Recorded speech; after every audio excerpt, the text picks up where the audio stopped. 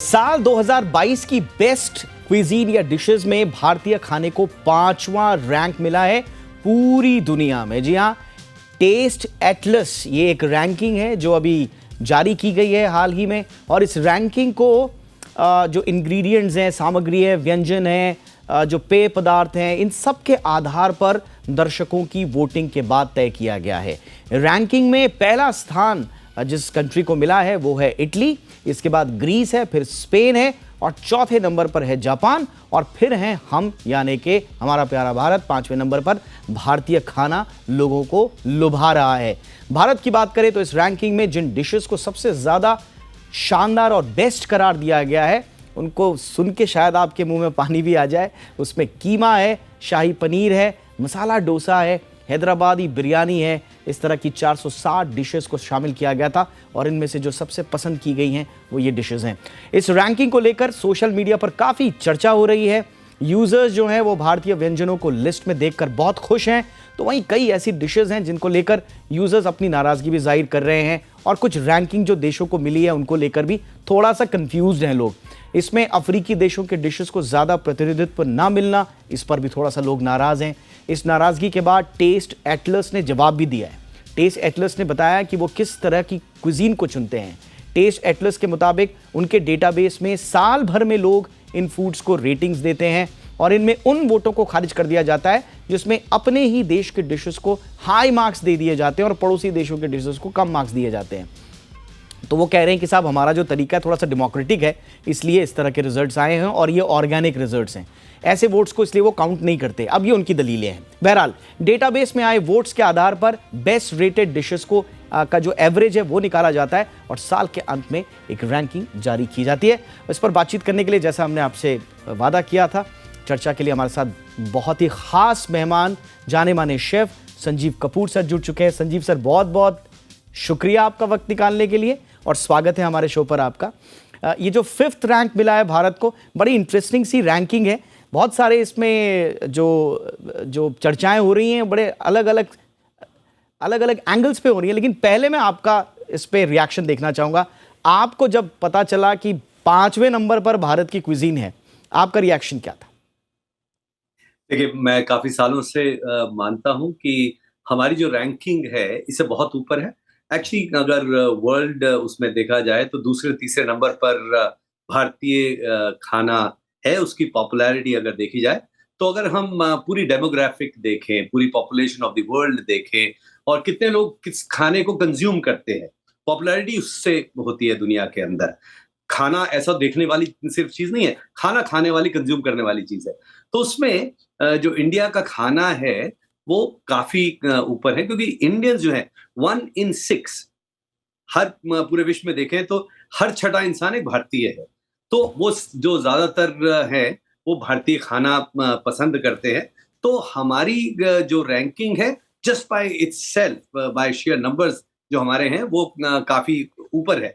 ये जो रैंकिंग है अगर आप देखें तो बहुत एक छोटी सी एक वेबसाइट ने की है, ऐसा कोई वर्ल्ड रिनाउंड नहीं है। Absolutely. आप घर पे बैठ के अगर आप देखें तो उनका ट्विटर अकाउंट देखें तो करीब 13,500 लोग उनके ट्विटर अकाउंट पे हैं टेस्ट एटलस के। सो ये ऐसे हुआ कि जैसे हमारे यहाँ पे फिल्म के अवार्ड बहुत सारे होते हैं, हर हफ्ते एक इनविटेशन आया होता है, लेकिन बड़े अवार्ड 3-4 होते हैं। लेकिन जो बड़े अवार्ड होते हैं, जो मीडिया हाउस वाले हैं, जो अपने होते हैं, वो दूसरे मीडिया वाले को नहीं बताते कि क्योंकि एक इंडिपेंडेंट इंडिया के बाहर की कोई है तो सारा मीडिया लगा हुआ है इस मस्ती के अंदर।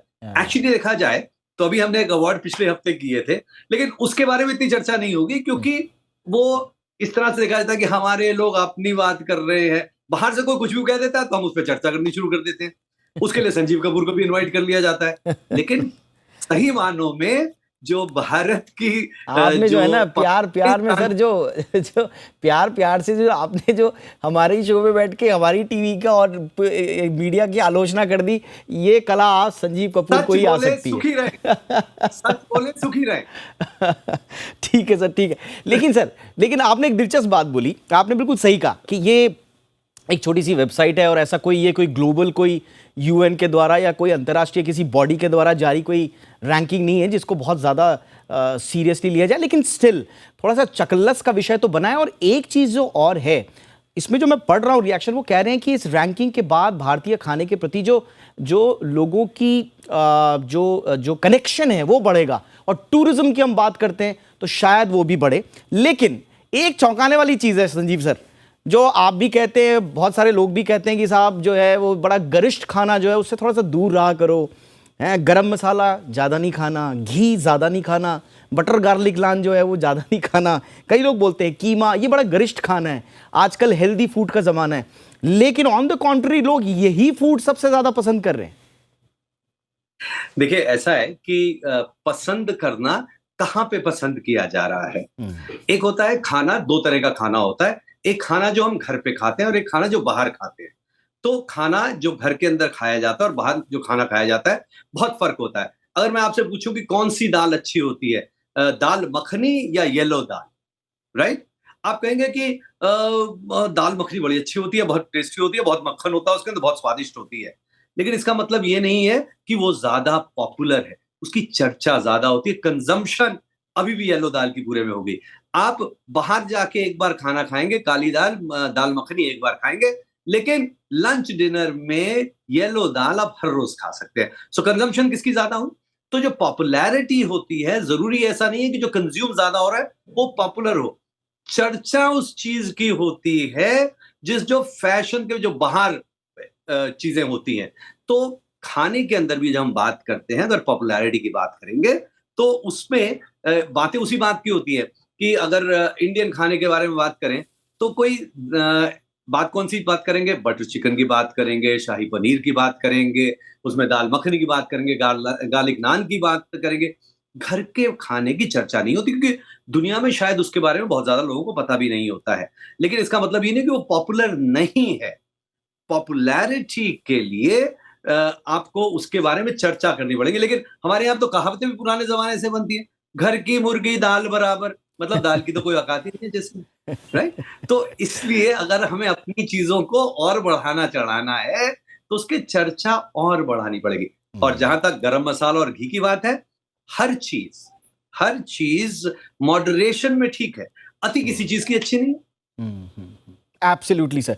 इनफैक्ट गरम मसाला ये प्रचलन पा रहा है, मेरी तो बहुत सारे लोगों से भी बातचीत भी इस दौरान, जो विदेशों में गरम मसाले को पहले भी एक्सेप्टेंस थी लेकिन अब ज़्यादा मिल रही है, उसके लोग फ़ायदे भी समझ रहे हैं, और क्योंकि वहाँ पर थोड़ा सा ये प्रवृत्ति भी लोगों की कि कितनी मात्रा में लेना है कितनी मात्रा में नहीं लेना है, वो ज़्यादा शायद ऑर्गेनाइज्ड है उस मामले में, तो वहाँ पर इसको एक्सेप्टेंस मिल रहा है। घी को भी वो एक बहुत अच्छा ऑल्टरनेटिव मान रहे हैं हेल्दी फूड के लिए, तो उसकी भी बढ़ रही है।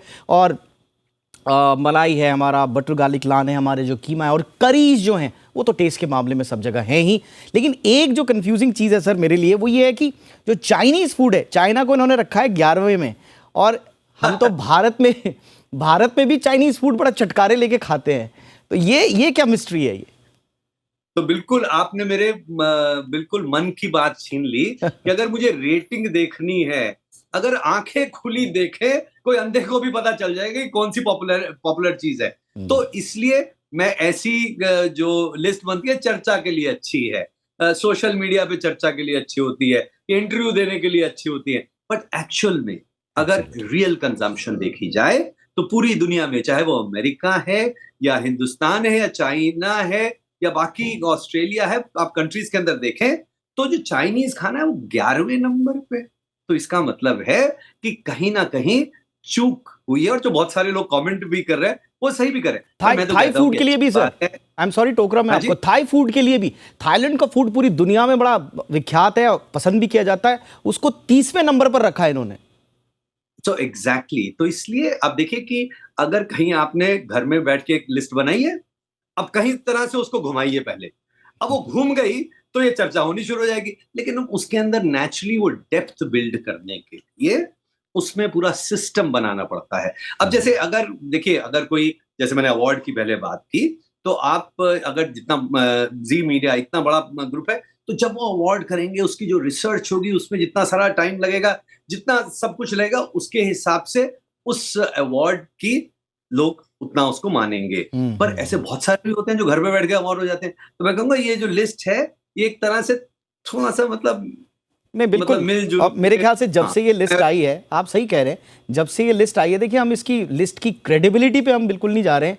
अब इसको कई लोग क्रेडिबल मानेंगे, कई लोग क्रेडिबल नहीं मानेंगे, लेकिन इस लिस्ट के बाद जो दिलचस्प लोगों के रिएक्शंस आए हैं और एक सेंटिमेंट जो आया है, और जो जैसा मैंने कहा कि टूरिज्म से अगर इंटरनेशनली जुड़ता है तो बहुत सारे लोग पाएंगे कि यार टॉप 5 में इंडिया है तो let's try Indian cuisine also, और जो एक्सेप्टेंस बढ़ रही है उस लिहाज से तो सर ये थोड़ा सा आप सिग्निफिकेंट मानते हैं कि इस तरह के। ये sir please please continue. 100% I think कोई भी कॉन्वर्सेशन इंडिया को लेकर हो, इंडिया की सॉफ्ट पावर को लेकर हो, अगर हमारे कल्चर की बात करें तो उसके अंदर जो खाना है बहुत इंपॉर्टेंट चीज है। उसकी कितनी भी डिस्कशन हो, जितनी भी डिस्कशन होगी, क्यूरियोसिटी बढ़ेगी, क्यूरियोसिटी से कंजम्पशन बढ़ती है। तो भारत के लिए बहुत अच्छा है। तो मैं कंप्लेन नहीं कर रहा हूं कि इस पे क्रेडिबिलिटी पे नहीं जाना चाहता मैं तो कहता हूं कि तो आपने मुझसे पूछा कि इंटरव्यू के लिए आप आएंगे इस लिस्ट के लिए, तो मैं कह सकता था कि मैं लिस्ट में विश्वास नहीं करता, लेकिन मैं इस इंटरव्यू में आया सिर्फ इसीलिए कि इसकी चर्चा और बढ़नी चाहिए, भारतीय खाने की, भारतीयता की और डिस्कशन होनी चाहिए। जितनी डिस्कशन होगी उतनी कंजम्पशन बढ़ेगी, जितनी कंजम्पशन बढ़ेगी हमारे जैसे लोगों का तो फायदा होगा। हम तो खाने के फील्ड में भारतीय खाने को आगे बढ़ाने की बात करते हैं। तो जहां तक पर्यटन की बात करेंगे तो सब लोग अगर देखा जाए तो जो 2 चीजें बहुत जरूरी होती हैं पर्यटन में, एक तो जगह कौन सी है, वो नंबर 1 डिसीजन मेकर होता है। Second most important decision maker होता है कि कौन सी चॉइस ऑफ डेस्टिनेशन में, वो वहां का खाना होता है, वहां का म्यूजिक नहीं होता, वहां के और चीजें नहीं होते, वहां का खाना is the second most important चीज, जिसकी वजह से लोग डिसाइड करते हैं यहां जाएं या ना जाएं। तो मैं तो कहूंगा बहुत बात है, ऐसी लिस्ट रोज बने, 5वें नंबर पे बोले, पर हाँ चर्चा जरूर करें। तो ये चर्चा की 2 और बड़ी शानदार चकल्लस इसमें हो रही है सर। एक तो लोग ये कह रहे हैं कि साहब अमेरिका ने फ्रांस को कैसे बीट कर दिया, फ्रांस को पीछे रखा है, अमेरिका को आगे रखा हुआ है। और दूसरा, अगर आप इस पूरी लिस्ट को देखेंगे, इसमें अगर आप सबसे नीचे पाएंगे तो शायद चौंक जाएंगे। सबसे नीचे दुनिया के सबसे खुशहाल देशों में एक, सबसे पर कैपिटा इनकम में, वेल्थ में, लो क्राइम रेट में, सब में सबसे शानदार देशों में गिना जाने वाला नॉर्वे है। तो सबसे खुशहाल देश जहां लोग सबसे ज्यादा रहना चाहते हैं, वहां के खाने को उन्होंने सबसे कम नंबर दिए हुए हैं। तो थोड़े सवाल तो उठ ही रहे हैं, कुछ सवाल संजीव सर भी उठा रहे हैं, कुछ सवाल नेट वाले भी, नेटिजन्स हैं। ये सर कुछ कह रहे हैं? हाँ बिल्कुल, आपने नॉर्वे की बात की, तो नॉर्वे में एक मेरे बड़े अच्छे मित्र हैं, शेफ रेने रेडजेपी। उनका रेस्टोरेंट है नोमा। नोमा जो है कुछ साल पहले और अभी भी टॉप 10 में रहता है, दुनिया का नंबर 1 रेस्टोरेंट। तो ऐसी जगह जहाँ का खाना इतना अच्छा, प्रोड्यूस इतना अच्छी, सब कुछ इतने बढ़िया बढ़िया शेफ्स हैं वहां पे हम कह दें कि भाई देखिए वहां पे, अब कल को कोई कह दे कि हमारे यहाँ की हवा बहुत अच्छी है, नॉर्वे की हवा बहुत खराब है, तो अब ठीक है, चर्चा तो हो जाएगी ना। तो खैर कोई फर्क नहीं पड़ता। मैं तो कह रहा हूँ कि बहुत अच्छी बात है, ऐसी लिस्ट हर हफ्ते निकलनी चाहिए, जिसके अंदर 5वें पे रखो, 6ठे पे रखो, पहले पे रखो, लेकिन चर्चा का विषय बने रहना चाहिए, खाना भारत का फायदा ही हो।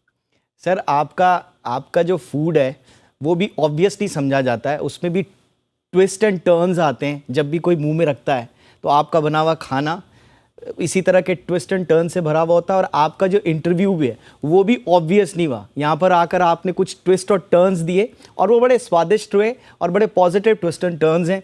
थैंक यू सो मच इस साफ गोई के लिए, और जो आप हैं वो उसी रूप में हमें अपना इंटरव्यू देने के लिए बहुत बहुत शुक्रिया। थैंक यू सो मच, हमारे दर्शकों के लिए आपने वक्त निकाला सर।